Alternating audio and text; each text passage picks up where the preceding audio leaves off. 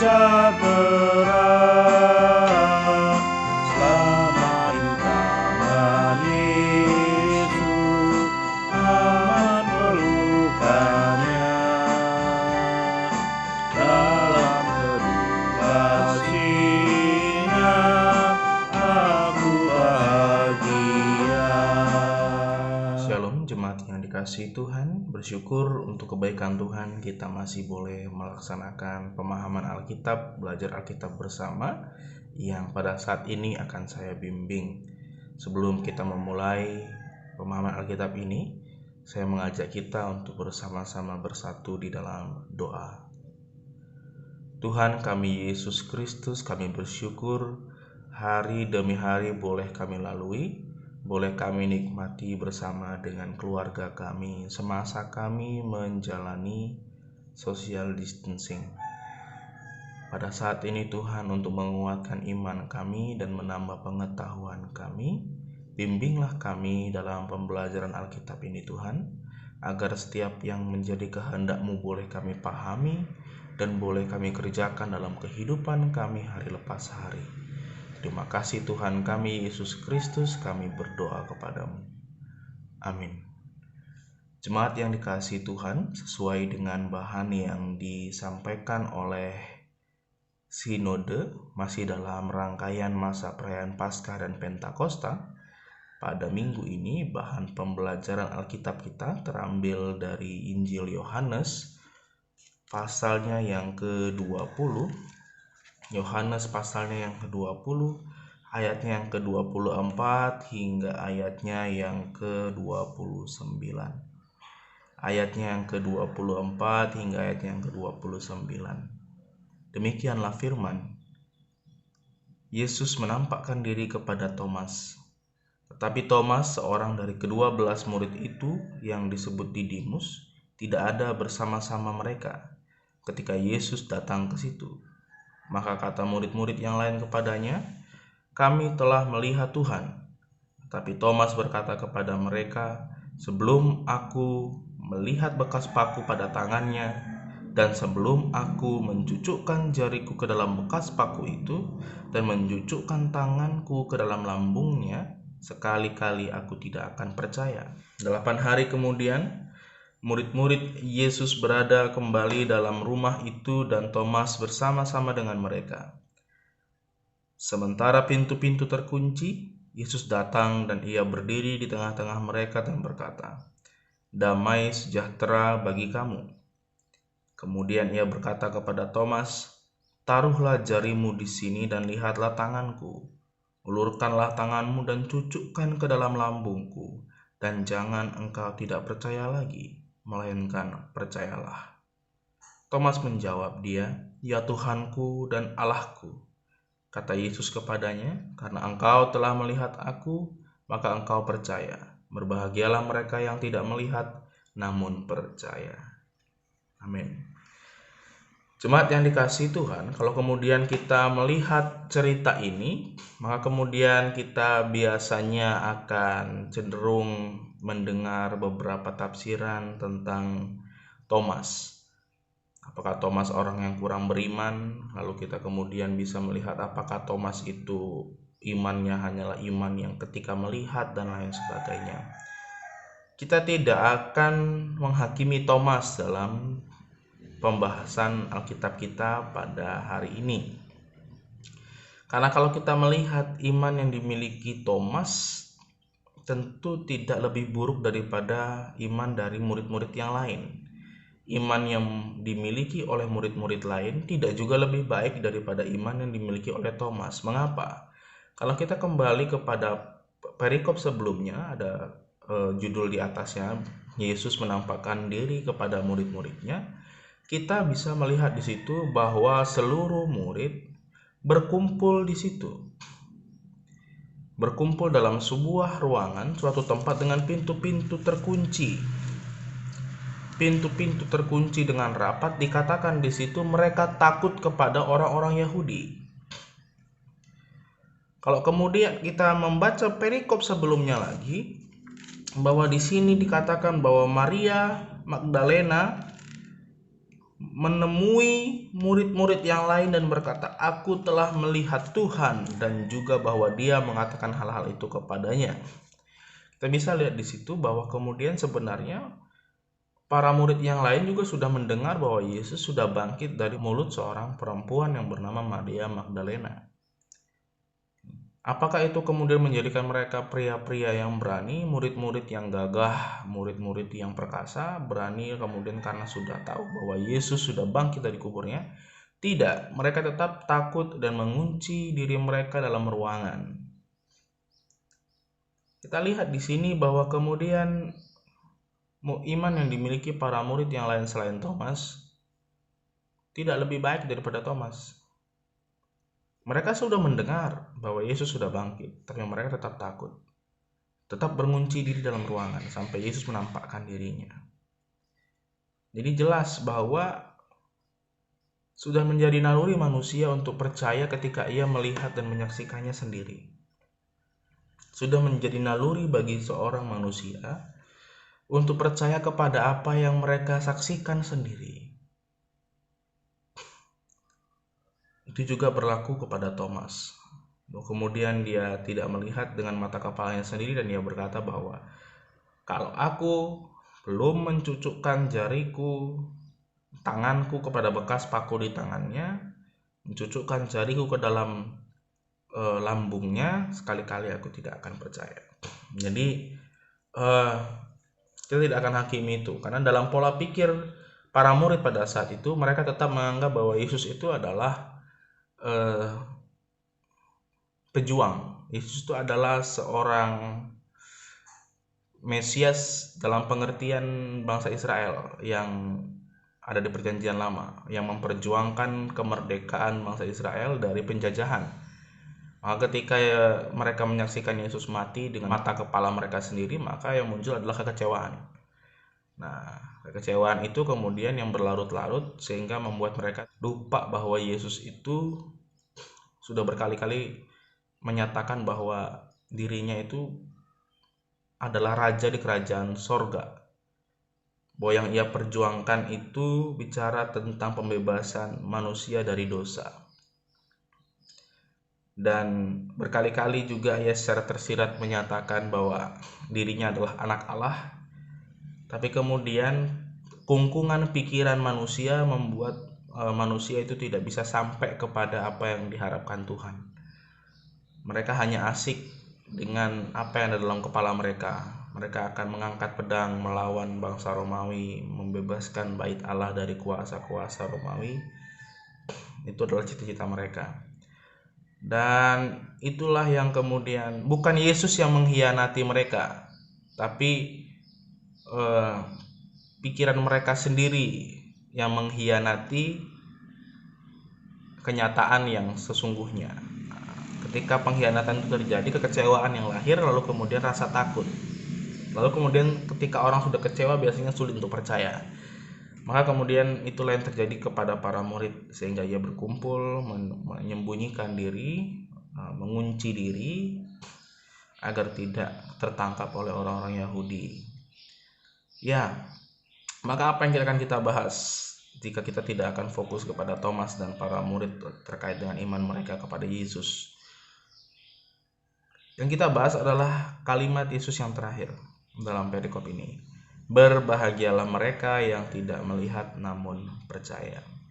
Bapak Ibu yang dikasihi Tuhan, ini yang menjadi kunci yang mau diharapkan oleh Yesus kepada setiap orang yang mengaku pengikutnya. Bahwa kita bisa percaya sekalipun kita tidak melihat. Bisa percaya sekalipun kita tidak melihat. Apa itu? Itu yang disebut dengan iman. Kalau kita melihat Ibrani pasal 11 ayat yang pertama, iman adalah dasar dari segala sesuatu yang kita harapkan dan bukti dari segala sesuatu yang tidak kita lihat. Tidak kita lihat namun terbukti. Dia adalah sesuatu yang menjadi dasar dari harapan kita. Itulah iman. Maka kemudian Yesus katakan, berbahagialah setiap orang yang percaya namun tidak melihat. Berbahagialah setiap orang yang tidak melihat namun percaya. Maka kita bisa melihat di sini suatu fakta. Saya berikan sebuah gambaran. Hari ini adalah hari Kartini. Saya ucapkan selamat hari Kartini kepada semua manusia. Tapi saya kan tidak pernah melihat Kartini. Apakah Bapak Ibu juga pernah melihat Kartini? Saya kan juga tidak pernah melihat peristiwanya Kartini seperti apa. Apakah betul dia pejuang emansipasi? Apakah Bapak Ibu juga akrab dengan Kartini? Pernah kenal? Pernah salaman? Pernah ngobrol? Pernah nongkrong bareng? Makan gorengan bareng? Nggak pernah. Berarti Kartini tidak ada? Ada, Pak. Ada tulisannya, ada sejarahnya, ada. Berarti ada, ya. Demikianlah juga dengan Yesus dan kebangkitannya. Bapak Ibu tidak pernah melihatnya, bukan berarti dia tidak pernah ada. Bapak Ibu tidak pernah bertemu dengannya secara mata kasat mata, bukan berarti Bapak Ibu itu bisa mengklaim bahwa Tuhan itu tidak pernah ada, Yesus itu nggak pernah ada, Yesus itu tidak ada Tuhan yang seperti Yesus gitu. Itu nggak mungkin, itu nggak logikanya tidak pas. Bahwa dikisahkan di Alkitab dan Alkitab ini dipelihara terus oleh Roh Kudus hingga sampai ke tangan kita menceritakan tentang bagaimana karya penyelamatan Tuhan, itu membuktikan bahwa Yesus itu ada. Dan segala sesuatu yang boleh terjadi dalam kehidupan perjalanan iman Kristen dari dahulu sampai sekarang itu membuktikan bahwa Yesus itu ada. Maka implikasinya apa kalau kemudian kita semakin beriman melihat bahwa Yesus itu ada dalam kehidupan kita? Implikasinya adalah sekalipun dalam kehidupan yang penuh dengan tantangan, yang penuh dengan penderitaan, iman kita tidak akan goyah. Mengapa? Karena kita percaya dia ada. Kalau kita percaya dia ada, kita percaya kepada kebangkitannya. Kalau kita percaya kepada kebangkitannya, kita percaya kepada keselamatan yang sudah diberikannya kepada orang-orang yang dikasihinya. Cintanya yang sudah dibagikannya kepada seluruh dunia. Kalau kita percaya akan keselamatan itu, maka kemudian kita akan memperjuangkan keselamatan yang sudah diberikan kepada kita. Memperjuangkan keselamatan yang sudah diberikan, bukan memperjuangkan diri agar selamat. Kalau memperjuangkan diri agar selamat, itu biasanya orang menjadi egois. Kenapa? Supaya saya selamat, maka yang saya pikirkan adalah diri saya sendiri. Supaya saya selamat. Tapi kalau kita memperjuangkan keselamatan yang ada pada kita, artinya kita sudah diselamatkan oleh Allah, kita perjuangkan itu, yaitu dengan cara percaya kepada Kristus. Dan percaya kepada Kristus berarti percaya kepada kehendaknya dan keinginannya. Dan itu artinya kita mau melaksanakannya. Maka kita kemudian ditantang untuk melihat salib. Kalau Bapak Ibu memperhatikan salib, ada garis yang dari atas ke bawah, ada garis yang horizontal. Garis vertikal kita bisa melihat bahwa salib itu mendamaikan Allah dan manusia. Dan salib itu juga mendamaikan manusia dengan sesamanya. Maka kemudian kalau kita percaya kepada Kristus dan percaya kepada keselamatan yang sudah diberikan olehnya, maka kemudian kita ditantang untuk menjadi manusia yang mau mengasihi Allah dan juga mau mengasihi sesama. Maka kita melihat di sini ya bahwa percaya itu konteksnya berbeda. Percaya kepada Kristus dengan percaya bahwa hiu itu ada. Kita beda konteksnya. Percaya bahwa besok bakal hujan, percaya bahwa buah pepaya bijinya kecil-kecil. Enggak seperti itu. Percaya kepada Kristus bicara soal iman. Iman apa? Tadi sudah dijelaskan di Ibrani pasal yang 11 ayat yang pertama.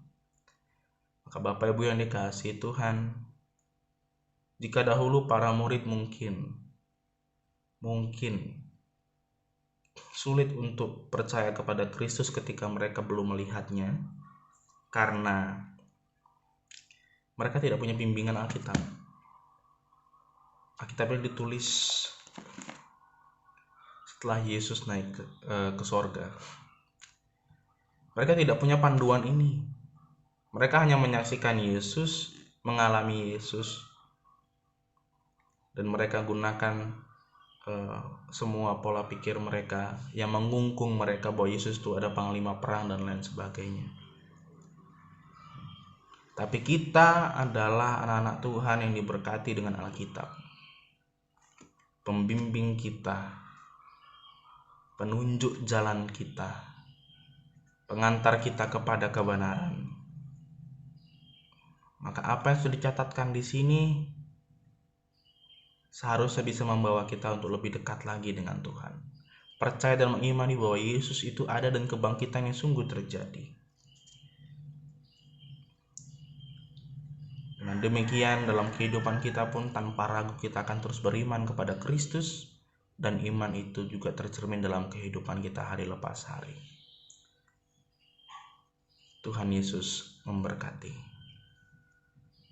Kita berdoa. Allah kami yang hidup, kami bersyukur oleh karena iman yang boleh kami pegang dan kami yakini. Sekalipun kami tidak pernah melihat Engkau secara fisik, secara kasat mata, tapi justru kami semakin yakin akan keberadaan-Mu, akan kuasa-Mu, karena pimpinan dan bimbingan-Mu yang senantiasa jadi dalam kehidupan kami. Sekalipun kami tidak pernah melihat-Mu secara fisik, kami bisa merasakan bahwa kuasa-Mu sungguh-sungguh nyata dalam kehidupan kami, kebaikan-Mu yang tidak pernah terhingga, yang secara terus-menerus ada dalam kehidupan kami. Maka biarlah iman kami semakin Engkau teguhkan ya Tuhan, agar di tengah-tengah penderitaan dan cobaan serta tantangan hidup, kami tidak goyah, melainkan tetap teguh di dalam Engkau. Ajar kami untuk mengejawantahkan kepercayaan kami Tuhan, mewujudkan iman kami dalam setiap tingkah laku kami, sebagai bentuk perjuangan kami akan keselamatan yang sudah Engkau berikan dalam kehidupan kami. Terima kasih Tuhan Yesus, dalam nama Yesus kami berdoa. Amin.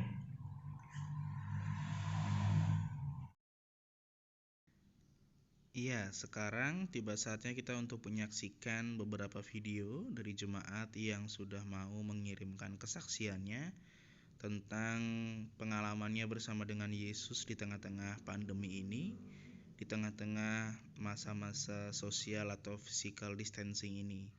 Kiranya video ini bisa bersama menguatkan kita. Selamat menyaksikan.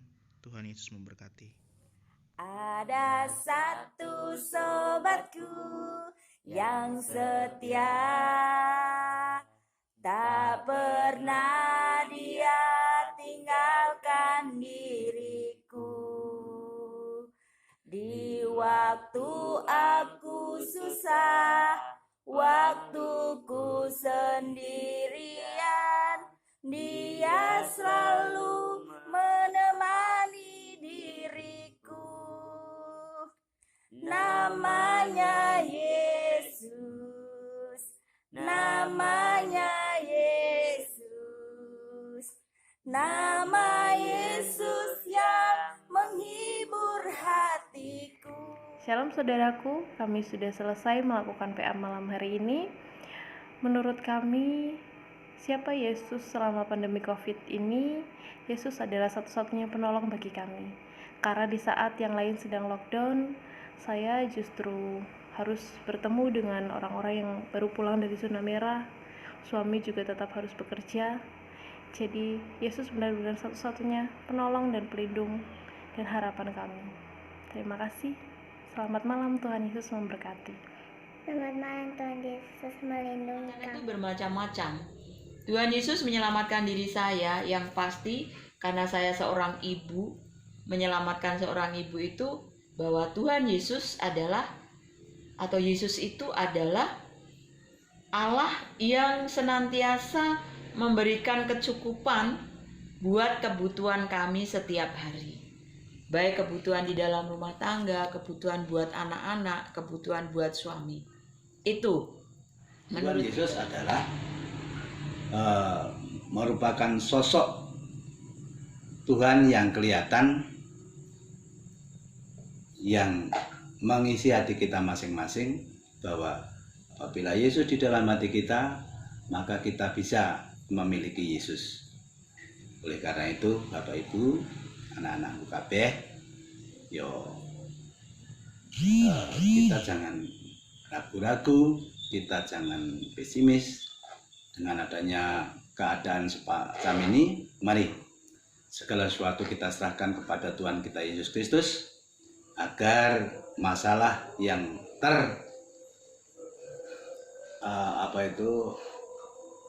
yang terjadi pada saat ini, khususnya misalnya ada berita virus corona, mudah-mudahan dalam nama Tuhan Yesus Kristus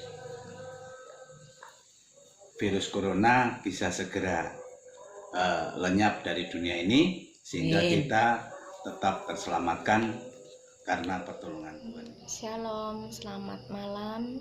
Siapa Yesus di tengah pandemi COVID-19 pada saat ini?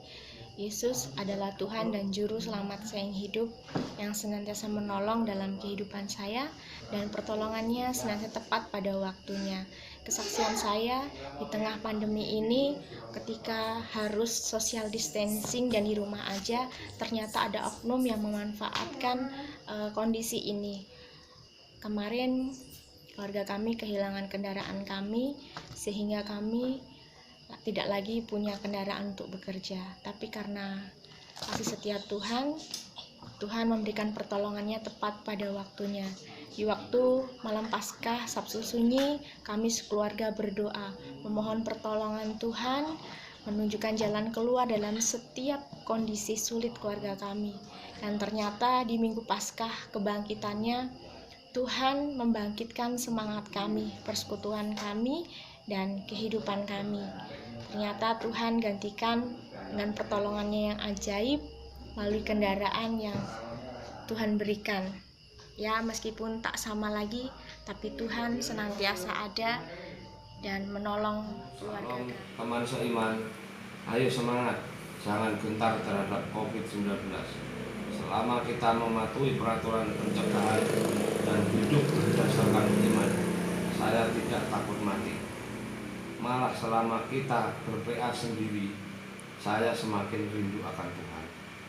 Ibarat anak ayam kehilangan induknya. Begitu saya mendengar pendeta khotbah, saya bisa menangis.